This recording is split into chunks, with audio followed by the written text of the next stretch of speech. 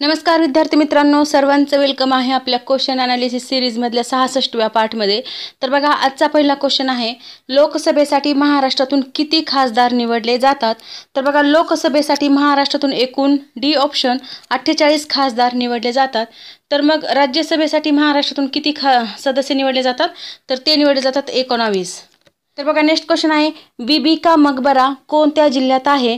तर बीबी का मकबरा हा छत्रपती संभाजीनगर म्हणजे जुनं औरंगाबाद जे होतं, तर इथे हा बीबी का मकबरा आहे, जे की ताजमहल जे आहे आग्र्याचं त्याचं प्रतिकृती मानली जाते. आणि बीबी का मकबरा हा मोगल सम्राट औरंगजेबाचा जो मुलगा होता,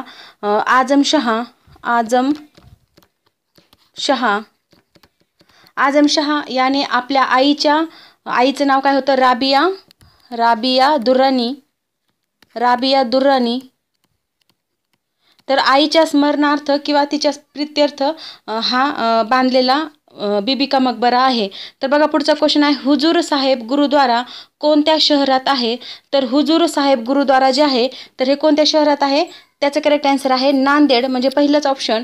कारण हा गुरुद्वारा शीखांचे 10वे गुरु जे होते, की ते 10वे गुरु गोविंद सिंह यांची समाधी आहे. 10वे गुरु गोविंद सिंह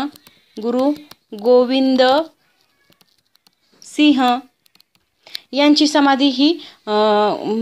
समाधी म्हणजेच ही गुरुद्वारा आहे. ही गुरुद्वारा जे आहे, तर हे महाराजा रणजीत सिंह यांनी 1830 मध्ये हे गुरुद्वारा बांधलेला आहे. तर बघा, पुढचा क्वेश्चन आहे, ताजमहल कोणत्या नदीच्या काठावर आहे?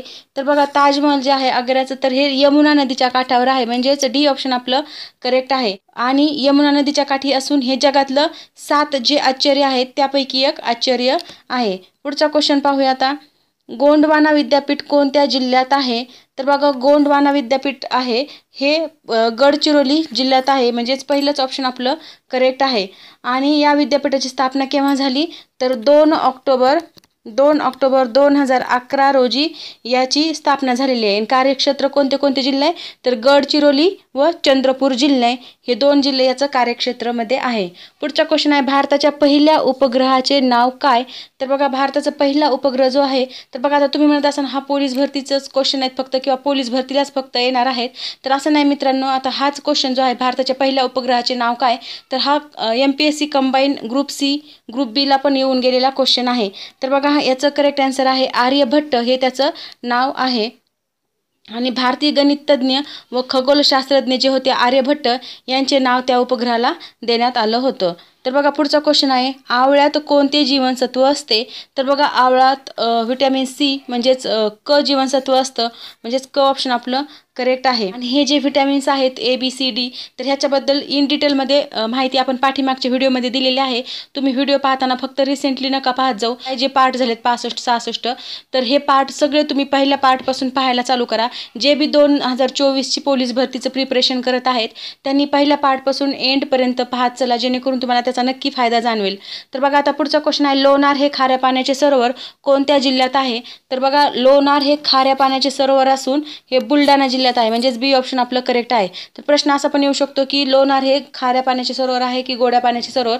तर हे पण लक्षात असू द्या की हे खाऱ्या पाण्याचे सरोवर आहे. आणि हे बुलढाणा जिल्ह्यात असून खाऱ्या पाण्यातलं तर आहेच, परंतु जगातील 3ऱ्या क्रमांकाचे हे मोठं सरोवर आहे. आणि याची निर्मिती कशामुळे झालेली? तर उल्कापातापासून याची निर्मिती झालेली आहे, हे पण लक्षात असू द्या, उल्कापातापासून याची निर्मिती झालेली आहे. पुढचा क्वेश्चन पाहूया आता. बघा, महाराष्ट्र आणि महाराष्ट्राला मुंबई तसेच मेघालयला काय, असा क्वेश्चन आहे. तर बघा, महाराष्ट्राला मुंबई काय लॉजिक लावलं इथे? तर महाराष्ट्राची राजधानी मुंबई आहे. तर मग मेघालयची राजधानी कोणती? तर मेघालयची राजधानी कोणती आहे? तर ती आहे शिलाँग, म्हणजेच पहिलंच ऑप्शन आपलं करेक्ट आहे. तर मग शिलाँग ही मेघालयची राजधानी आहे. तर मग गंगटोक काय आहे? तर गंगटोक ही सिक्कीमची राजधानी आहे. सिक्कीम या स्टेटची राजधानी आहे गंगटोक. मग भोपाळ, तर भोपाळ कशाची राजधानी आहे? ही आहे MP ची राजधानी. MP म्हणजे मध्य प्रदेश. आणि आगरतळा, तर आगरतळा ही त्रिपुराची राजधानी आहे. त्रिपुरा या स्टेटची राजधानी आगरतळा आहे. पुढचा क्वेश्चन पहा, ध्वनी प्रदूषण मोजण्याचे एकक कोणते? तर ध्वनीचं प्रदूषण मोजण्याचं एकक कोणतं आहे? तर ते आहे डेसिबलमध्ये ध्वनीची तीव्रता किंवा ध्वनीचं प्रदूषण मोजलं जातं. नेक्स्ट क्वेश्चन पाहूया, लिंबाच्या रसात कोणते ॲसिड असते? तर बघा, लिंबाच्या रसात सायट्रिक ॲसिड असते, म्हणजेच क ऑप्शन आपलं करेक्ट आहे.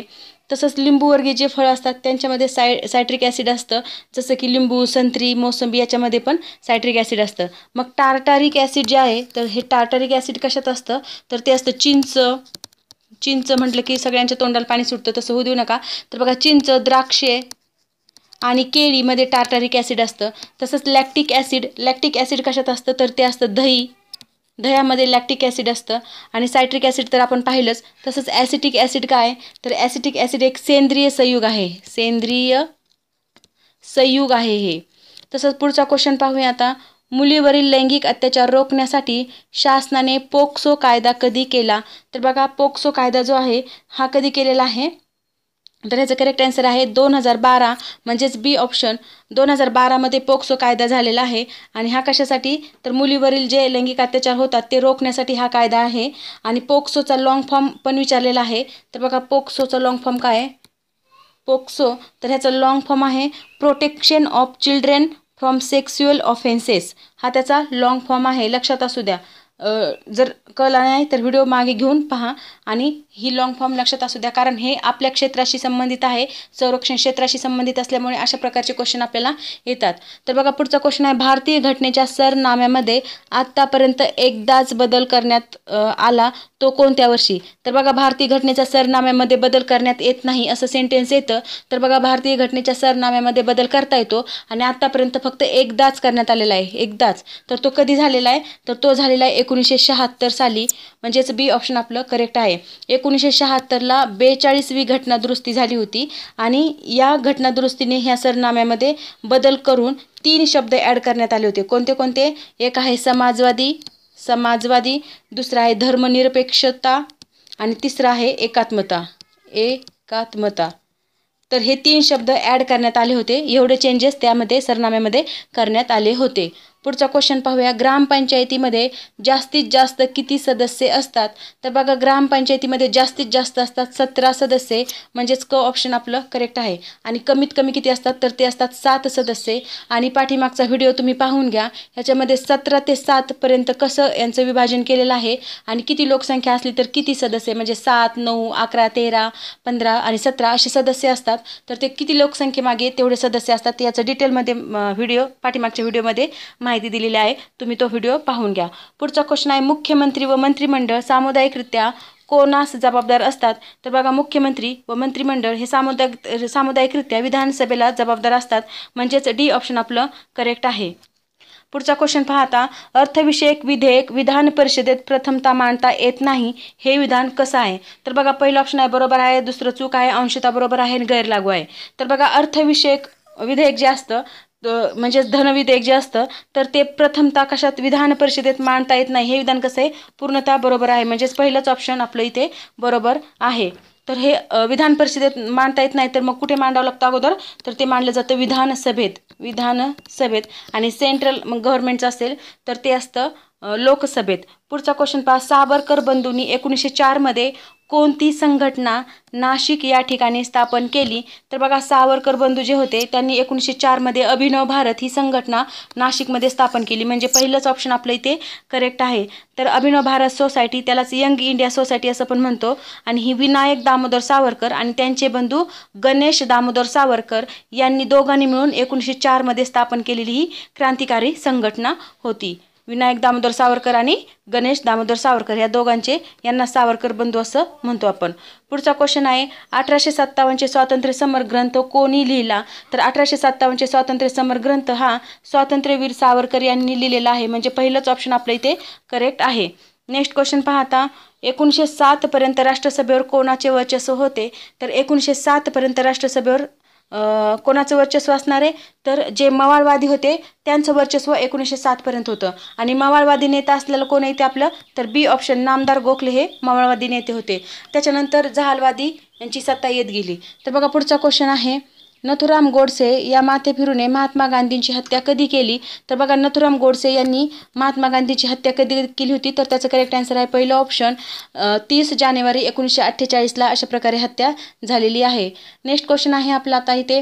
डॅश डॅश ही भारताची प्रथम क्रमांकाची टेबल टेनिसपटू ठरली आहे तर प्रथम क्रमांकाची टेबल टेनिसपटू कोण ठरलेली आहे, तर तिचं करेक्ट आन्सर आहे बी ऑप्शन, श्रीजा अकुला. ही अशा प्रकारे जागतिक टेबल टेनिस क्रमवारीत 38व्या स्थानावर आहे. आणि ही भारताची प्रथम क्रमांकाची टेनिसपटू ठरलेली आहे आणि जागतिक बघायला गेलं तर 38व्या क्रमांकावर आहे. पुढचा क्वेश्चन पाहूया आता. क्रीडा क्षेत्रातील प्रतिष्ठेचा मानल्या जाणाऱ्या लॉरियस पुरस्कारासाठी कोणाची निवड झाली आहे, तर बघा क्रीडा क्षेत्रासाठी प्रसिद्ध मानला गेलेला हा पुरस्कार आहे लॉरियस पुरस्कार. आणि त्याच्यासाठी कोणाची निवड झाली, तर त्याचं करेक्ट आन्सर आहे नोवाक जोकोविच याची इथे निवड झालेली आहे. तर टेनिसपटू नोवाक जोकोविच याची या पुरस्कारासाठी 5व्यांदा निवड झाली आतापर्यंत, 5व्यांदा. हे पण लक्षात असू द्या, त्यांचं विचारू शकतात की किती व्यांदा निवड झाली यावेळेस झाली, तर ती आहे 5व्यांदा. नेक्स्ट क्वेश्चन पहा. राष्ट्रीय पंचायत राज दिन कधी साजरा करण्यात येतो, तर बघा राष्ट्रीय पंचायत राज दिन हा 24 एप्रिलला साजरा केला जातो.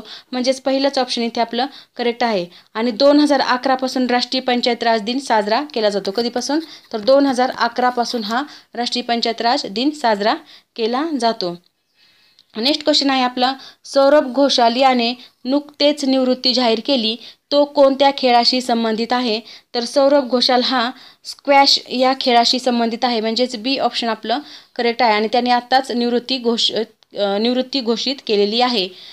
पुढचा क्वेश्चन आहे. पहिली इंद्रधनुष्य आंतरराष्ट्रीय पर्यटन परिषद 2024 कोणत्या देशात आयोजित करण्यात आली होती, तर बघा पहिली इंद्रधनुष्य आंतरराष्ट्रीय पर्यटन परिषद 2024 ही नेपाळमध्ये आयोजित करण्यात आली होती. म्हणजे पहिलंच ऑप्शन आपल्या इथे करेक्ट आहे. तर ही परिषद LGBTQ या समुदायाकडून आयोजित करण्यात आली होती. तर अशा प्रकारे आपण इथे 25 क्वेश्चन आणि त्याचं इन डिटेलमध्ये ॲनालिसिस इथे पाहिलेलं आहे. तर हा व्हिडिओ कसा वाटला ते नक्की कमेंट बॉक्समध्ये कळवा. आणि अशाच प्रकारचे व्हिडिओ पाहण्यासाठी आपल्या चॅनलला होता होईल तेवढं जास्तीत जास्त लाईक, शेअर आणि सबस्क्राईब करायला विसरू नका. Thank you very much.